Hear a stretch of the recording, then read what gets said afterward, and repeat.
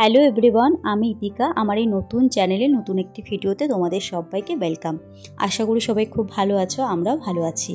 আমার এই চ্যানেলের মাধ্যমে আমি আমার লাইফস্টাইল ব্লগই তোমাদের সাথে শেয়ার করব।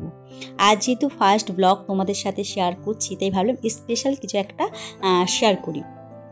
তো আমাদের একটা প্রচলন কথা আছে, বা আমরা সবাই জানি যে কোনো শুভ কাজ শুরু করার আগে মিষ্টি মুখ বা মিষ্টি দিয়ে শুরু করাটা ভালো, তাহলে সেই কাজটা খুব ভালো হয়।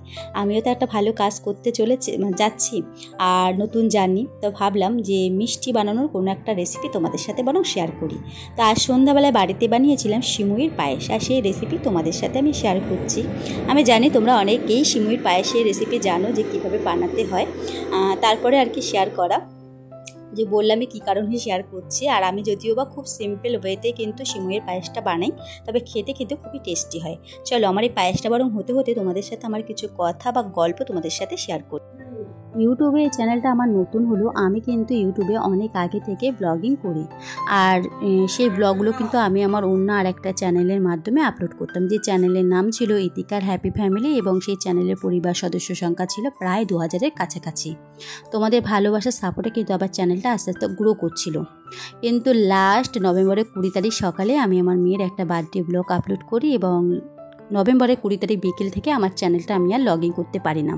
তো অনেকভাবে লগ ইন করার চেষ্টা করি, কিন্তু কোনোভাবে লগ ইন আর হয়নি। লাস্টে আমার বরকে আমি জানাই যে এই প্রবলেম, তো সেও অনেকভাবে চেষ্টা করে আমাকে যেটা জানায় সেটা হলো গিয়ে হয়তো আমি চ্যানেলে যে ভিডিওগুলো আছে সেগুলো হয়তো আর দেখতেও পাবো না, আর কোনো ভিডিও আপলোড করতে পারবো না। এটা শোনার পরে মনের অবস্থা কি হতে পারে, যারা ব্লগ করো তারা ভালো বলতে পারবে। তো যাই হোক, তোমাদের কাছে একটাই রিকোয়েস্ট, তোমাদের যদি এই প্রবলেমের সলিউশন জানা থাকে প্লিজ আমাকে কমেন্ট বক্সে কমেন্ট করে জানিও। তবে এটা আমি খুব মানি যে সব খারাপের পেছনে কিন্তু ভালো লুকিয়ে থাকে, আর বড় মায়ের উপর আমি পুরোপুরি ভরসা রেখেছি, নিশ্চয়ই বড় মা আমার জন্য ভালো কিছু ফিরিয়ে দেবে।